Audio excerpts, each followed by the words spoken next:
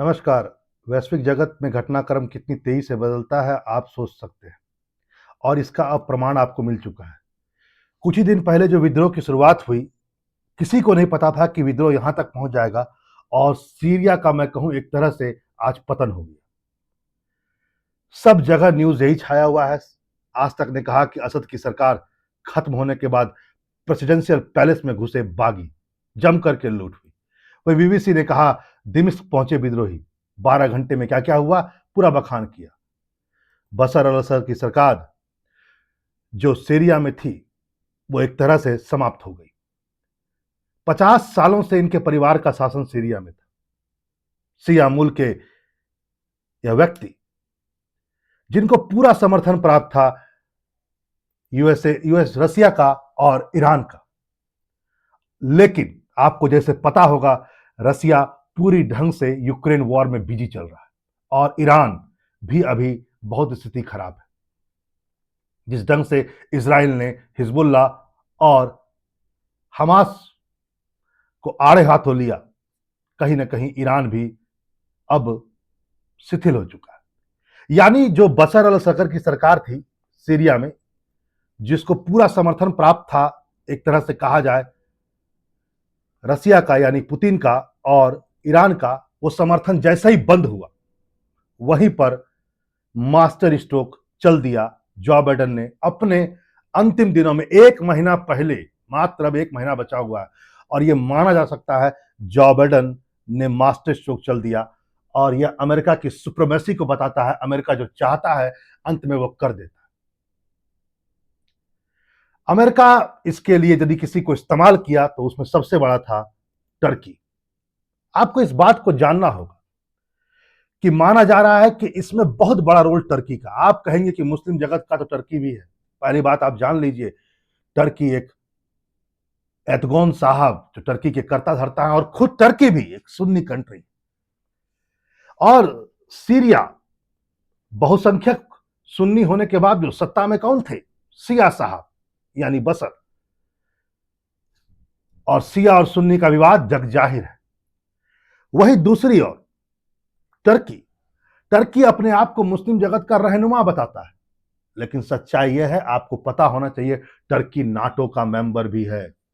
Turkey का सबसे ज्यादा व्यापार पश्चिमी देशों से ही होता है और टर्की ने वो काम कर दिया जिसकी उम्मीद जो बाइडेन भी कर रहे थे और उसी की उम्मीद इजराइल भी कर रहा था। टर्की ने पूरा समर्थन दिया वहां के विद्रोही गुटों को और ये विद्रोही गुट अंतगतवा उखाड़ कर फेंक दिए असद की सरकार को। माना जा रहा है इन्होंने पहले, एक दिन पहले अपने पूरे परिवार को रसिया भेज दिया और बाद में ये खुद भी रवाना हो गए।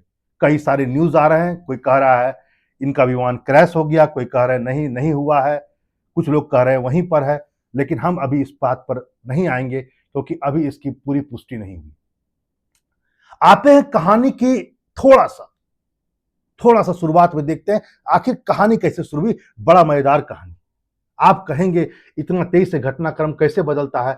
बात तो हो रही थी ईरान की, बात तो हो रही थी हिजबुल्ला और लेबनान की, ये कहां से बीच में सीरिया में धमाका हो गया। वहां पर इस बात को भी आप जान लें आज कि एक दिन पहले ही इंडिया ने बाकायदा एडवाइजरी जारी कर दी थी और कहा था सभी भारतीय सीरिया को छोड़ दें। वैसे सीरिया की जनसंख्या 2 करोड़ 30 लाख के आसपास में है। मुश्किल से 100 के आसपास, 90 से 100 के आसपास भारतीय हैं वहां पर, लेकिन इसके बावजूद भी भारत ने बाकायदा कहा आप बाहर निकल जाइए, अब सीरिया वहां रहने लायक नहीं है, जब हो जैसे हो तुरंत हो बाहर निकलिए।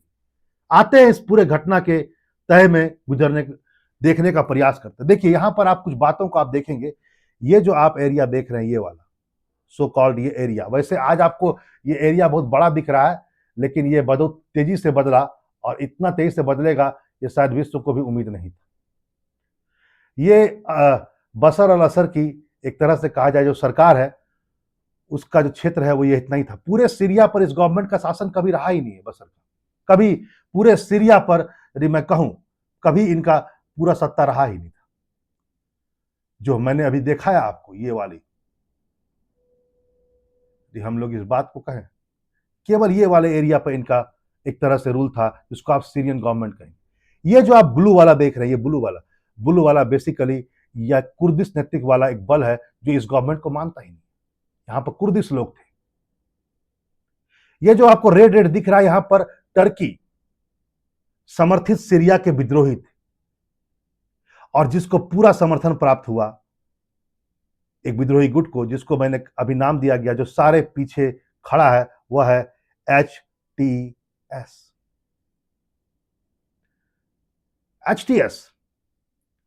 HTS जिसको पूरा समर्थन प्राप्त है और टर्की का, और उसको बैक कर रहा था पूरा का पूरा अमेरिका।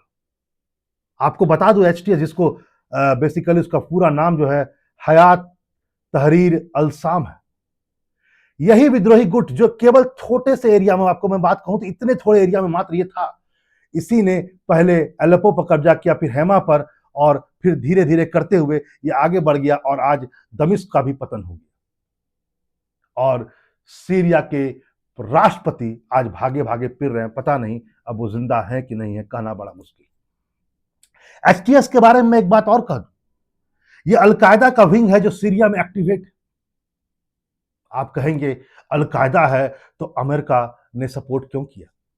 अमेरिका तो आतंकवाद के खिलाफ है। सर, इस दुनिया में इंटरनेशनल पॉलिटिक्स में कभी भी इमोशंस नहीं चलते हैं, याद रखिएगा, इमोशंस कभी नहीं चलते हैं इंटरनेशनल पॉलिटिक्स में। अमेरिका ने शुरू से आतंकवाद, चाहे वो अफगानिस्तान वॉर हो, यदि आप उठाकर इतिहास देखेंगे तो तालिबान अमेरिका के द्वारा बनाया गया है। जो भी हो, ये जो माना जा रहा है अलकायदा का जो विंग है, एक तरह से कहा जाए HTS, जो सीरिया में एक्टिवेट है, इसको पूरा समर्थन टर्की ने दिया।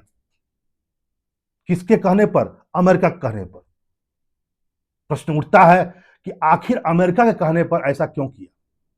यहां पर एक बात आपको आज जाननी होगी, वो यह है कि सीरिया, मैं आपको आज बता देता हूं कि सीरिया का आने वाले समय में बंटवारा निश्चित है, और इस बंटवारे का लाभ टर्की को तो मिलेगा ही और इजराइल को भी मिलेगा। मैं एक बात बता देता हूं, हाल फिलहाल में अब ऐसा होने वाला है कि बहुत बड़े एरिया देखिएगा बंटवारा के बाद टर्की इसके इजराइल के हाथ लग जाएगा। ये नीचे वाला एरिया जो इजराइल के बॉर्डर के साथ लगा हुआ है, ऊपर वाला पर देखिएगा, ये वाला एरिया पर टर्की अधिकार कर लेगा और थोड़े से एरिया जो बचेगा वहां विद्रोहियों को दे करके संतुष्ट कर दिया जाएगा। ये अब जान लीजिए, आने वाले समय में बेसिकली सीरिया का एक बहुत बड़ा बंटवारा होने आप देख रहे हैं, एकदम 100% होगा और इसको कोई रोक नहीं सकता है। ऊपर में टर्की लेगा, बड़े वाले क्षेत्र में इजराइल लेगा, और कुछ हो सकता है विद्रोहियों को हाथ में थमा दिया जाए। आखिर अमेरिका चाहता भी तो यही था। क्यों? क्योंकि सीरिया को पूरा समर्थन प्राप्त था ईरान का, और माना जाता है कि ईरान जो लेबनान में अपने उग्रवादी संगठन हिजबुल्लाह का एक्टिवेट किया हुआ था इजराइल के अगेंस्ट, उसका एक यूनिट है हिजबुल्लाह का जिसको कहा जाता है 4400। यह हिजबुल्लाह का वो यूनिट था जो ईरान के रास्ते सीरिया जो हथियार पहुंचता था उसको लेबनान लेकर के आता था। प्रॉब्लम यहां पर सीरिया में क्या है, इसको पूरा समझने की जरूरत है। यह है इजराइल, यह है लेबनान, यहीं पर है हिजबुल्लाह। माना जाता है ईरान जो हिजबुल्लाह को पूरा सपोर्ट करता है, यह भी शिया और यह भी शिया कंट्री। हिजबुल्लाह जो ईरान में एक्टिवेट है शिया, और यहां पर असद की सरकार वो भी शिया। ईरान पहले यहां से यहां हथियार भेजता था, और यहां पर यह विद्रोही गुट जिसको मैंने अभी आपसे कहा, यह विद्रोही गुट यहां से हथियार को स्मगल करके यहां तक लेबनान तक लेकर आते थे, और बाकायदा यह हथियार किसके विरुद्ध इस्तेमाल हो रहा था? इजराइल के। यानी सीरिया को समाप्त करना इजराइल का मोटो, और जो चीज इजराइल का है वो अमेरिका का है। अमेरिका और इजराइल को आप अलग न समझें। ईरान को खत्म कर, इजराइल अपने आप को सेफ तभी कर सकता है जब हिजबुल्लाह न रहे, और हिजबुल्लाह तब तक रहेगा जब तक असद रहेगी, क्योंकि असद के थ्रू ही ईरान सारा का सारा माल हिजबुल्लाह तक पहुंचाता था। वैसे ईरान का भी कोई सीरिया से बहुत प्रेम नहीं है। उसको प्रेम, इंटर जियो पॉलिटिक्स में प्रेम नामक कोई चीज होता ही नहीं है। अरे सीरिया में असद साहब हैं जो हेल्प कर रहे हैं ईरान का, तो ईरान उसके साथ खड़ा है। कल को यदि ये हेल्प नहीं करते तो बकायदा ईरान इससे पीछे भाग गया। लेकिन नियति और भाग्य यही कहता है कि आने वाले समय में आप जान लीजिएगा सीरिया का बंटवारा निश्चित होगा। और हां, यदि आज के तारीख में आप रूस को भी देखें तो मास्टर स्ट्रोक एक से एक आपको समझ में आएगा। आज के तारीख में अमेरिका का मास्टर स्ट्रोक, अमेरिका ने पूरा का पूरा पुतिन को उलझा कर रखा यूक्रेन वॉर में। पूरे के पूरे पुतिन साहब यूक्रेन वॉर में उलझे रहे। प्रश्न तो यह उठता है कि उसको उलझाया गया था या वो उलझ गए थे? क्या एक बहुत बड़ा गेम हो रहा था मिडिल ईस्ट में, और मिडिल ईस्ट के यदि गेम को जीतना था और इस गेम को यदि इजराइल और अमेरिका अपने पक्ष में करना चाहता था तो इस व्यक्ति को फंसा कर रखना जरूरी था। इसकी पूरी शक्ति यूक्रेन में चली गई और स्थिति यह हो गया कि आज सीरिया का जब पतन हो गया तो अब पुतिन साहब कुछ नहीं कर पा रहे हैं सिवाय 2-4-5 बम मार करके और उनके परिवार को अपने यहां रखवा कर। वैसे मैं एक बात आपको यह भी बता दूं आज, वो यह है कि वहां पर जब विद्रोहियों ने एक तरह से हटा दिया तो उन्होंने कहा कि आज सीरिया की आज़ादी की घोषणा की गई और उन्होंने तानाशाह कहा बशर अल असद को, कहा कि सरकार छोड़ के भाग गई।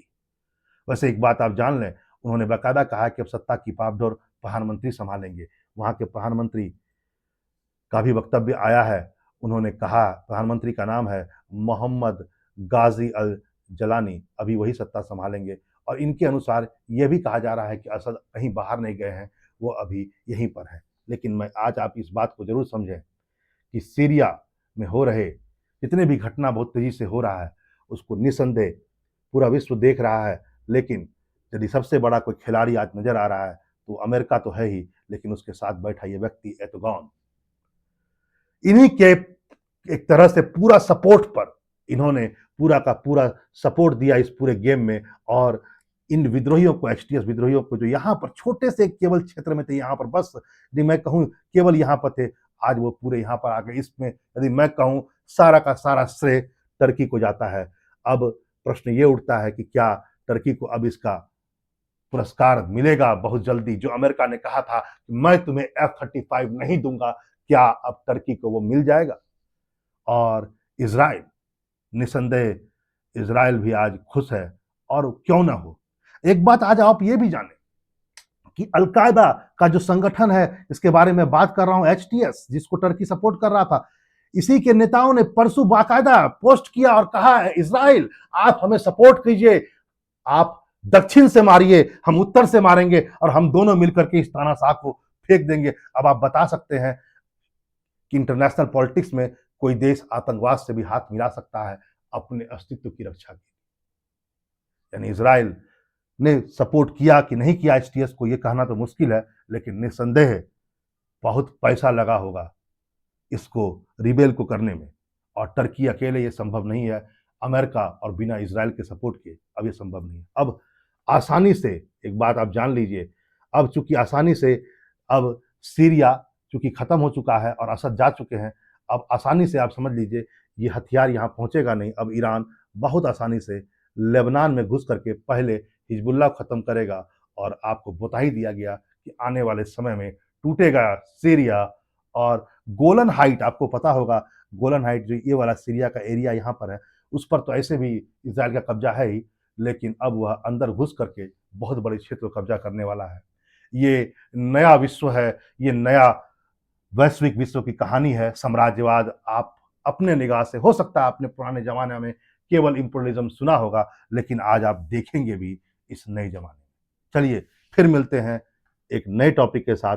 नमस्कार।